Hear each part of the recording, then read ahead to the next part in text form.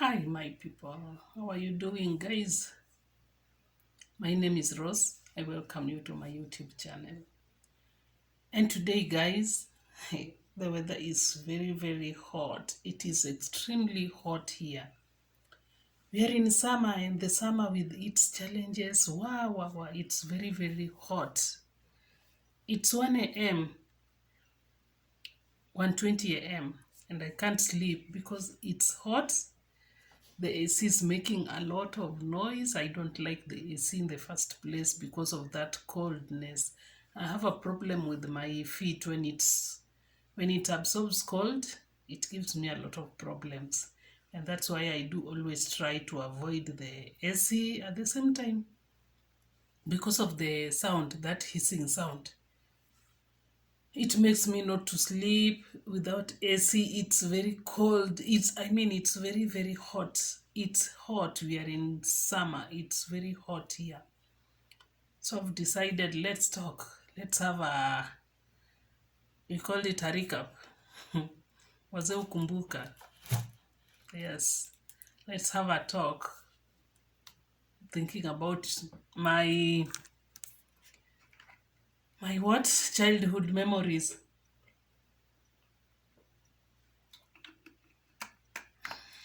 So today I want to tell you something, guys. As I told you before, when I was young, I used to stay with my brother, my younger brother, the immediate follower brother. My mom and the other siblings were in town. So me and my brother, we were in the village alone. In the village alone. So we used to school in the village.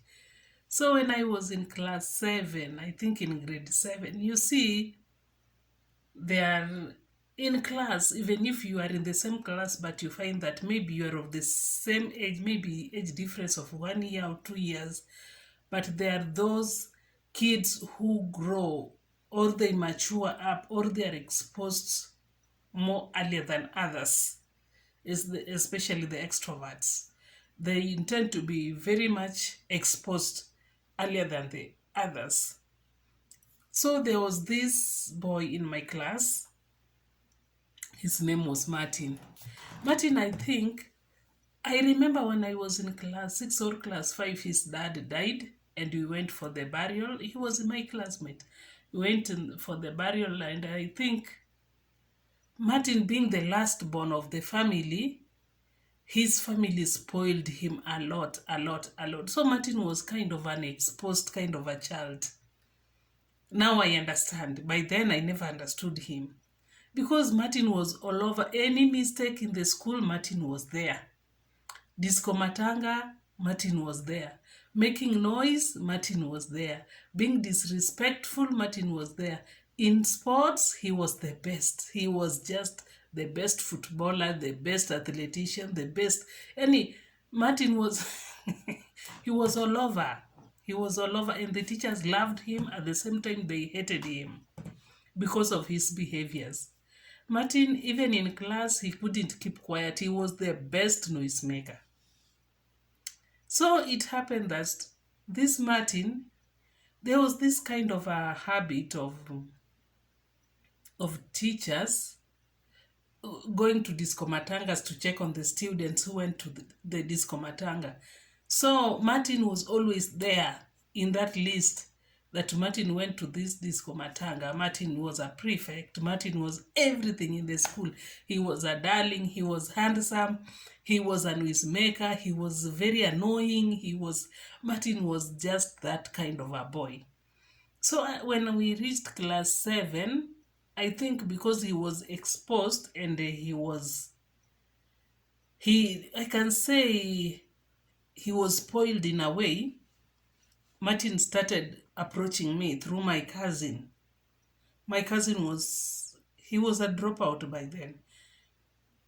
A man, a boy, a man, we can say he was a man. So Martin, they used to be good friends. So Martin used to approach me through my cousin without me knowing. Me being an introvert, and I didn't understand. I was not exposed to that extent. I didn't understand this kind of nonsense is happening.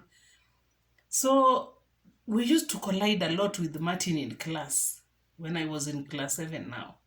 We used to collide a lot. So many a times we would fight, not physically, but verbally. We would fight because I think I didn't understand his language. He was trying to express himself to me, but I didn't understand. So most of the time we would fight verbally. So it happened one day when Martin, I don't know what really happened. We just exchanged words. And in school, in the village, the teachers would sometimes tell us, tomorrow you come with slashers, we want to make the compound clean and everything and blah blah. So that day we were sent for slashers, and after using the slashers we used to keep them behind the door of the classroom, so in the evening you will go with your slasher back home. I don't know what happened. It was break time after exchanging words with Martin, so I wanted to pass to go out for break. And Martin took a slasher and cut me. I think you can see this kind of, this alama here. Yeah. He took the slasher and he cut me. And me on the other hand, me, I'm that kind of a person. If you cross my line, let's go. Let's go. So I took another slasher and cut him also. I never knew he cut me because I was not feeling any pain that time, but I was seeing the blood. So me, I took another slasher and cut him on the head, like here. Before I know it, we were taken to the hospital. And you know what? This teacher who was taking us to the hospital was using a bicycle. We are three, me, Martin, and the teacher. We are three of us in the bicycle. Cycling bicycle, not motorbike, cycling bicycle. By then, motorbikes were not there. There were no phones. And the hospital is a distance. Up to now, I don't know why the government can't make can't build another hospital in between the school and that hospital. It's very far, by the way. So we were taken there and we were made stitches. And I remember we came from the hospital very late, around 6. And this time round, for lack of better words, my mom was around. As I told you, my mom used to stay in town. She would come rarely to visit us with my other siblings, but every closings we used to go to Nairobi. But when we are still in school, she would come for 2 weeks with my other siblings, then go back, come, because she used to work in Nairobi.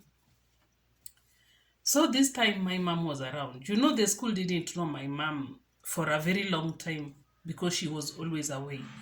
My grandma was the one. The school knew her very well, but my mom, since she was not there all of the time, the school didn't know her very well, and there were no phones during those times, so communication also was a problem. So I think the teachers just decided to take us to the hospital. Then case badai, we came home at around 6. My home and the school was not all that far, but Martin's home and the school is a distance. But me and the school, I think it's less than 1 kilometer, maybe. So after coming from the hospital, I went home. My mom is an extrovert, noise maker. Noise maker. And she was like, because I was having a bandage all over like this, over my head like this. And she was like, what happened to you? And I didn't even explain. I just said, Martin cut me. My mom doesn't know Martin, but I just told her Martin cut me. She was like, tomorrow I must come to that school. That teacher must explain to me what happened. I didn't explain anything because she was already on top of her voice. My mom never used to talk slowly. That was her. Always making noise, always. That was her. Yani she was a loudest kind of African woman. If you know the real African woman, yes, that was my mom. So the following day, I went to school. You know, she has said she will come to school. I didn't take it seriously. What? At around 9, students are in class. As I told you, my school and the school is not, my home and the school is not all that far. My mom started shouting from home. Today, the teacher must tell me what is his duty in that school. He can't take care of the school. He can't. He was shouting. And I mean, my mom was the loudest. And everyone was like, Nini nafanyika? She will explain everything to everyone. Mind you, she knows nothing. She doesn't know anything. She came, and when she entered the school compound, it was even worse. And the whole school was like, who is that? Because my mom was not known all that in school. My mom came. She didn't even get in the staff room, because by the time she was in the compound, the distance between the compound and the classroom, everyone knew there is a disaster here. And she was shouting, really shouting. And she didn't even get in the staff room. She was standing outside there, shouting and shouting. And all the students were like, hey? Everyone is now paying attention to what is happening outside. Now all the teachers came out of the classes and they were like, what is not happening? And my mom, she didn't want anyone to explain to her what happened. She wanted to see that Martin, and the reason why that Martin cut me. And when Martin came, Martin also had a bandage because I cut him. So when she saw Martin as a mother, I think she felt it. She felt it like these kids, what really happened to them. And since she didn't want to be explained to what really happened, she was on top of her voice and she was accusing every teacher. And she was telling the headmaster the way he can't take care of the school and everything and blah, blah. And she was shouting. After shouting, she told the headmaster, if she die, you will eat her. You will eat her. I don't want nonsense. You are playing with me and blah, blah, a lot of stories. And she went back. And she went back home without any explanation. She just came to not to know what happened, really, but to create chaos. My mom was a dramatic queen, real African woman. And since that day, I swear I'll never invite, or I'll never tell my mom to come to school for me in case there is kind of a locomotion or kind of a misunderstanding ama anything to do with indiscipline ama anything, yani, because my mom, she would shout to everyone without knowing what happened. She doesn't know why. She was always right. The good God keep her soul, rest in peace. She was always right. And the moment she comes in, you won't explain to her anything. That was my mother. And I thank God, not at any day she was called in school because I misbehaved or something, because that woman was more fire. More fire. She would lecture everyone in that school. And that was the first and the last time my mom ever stepped in my school. And only when I was joining Form 1 is when she took me to school.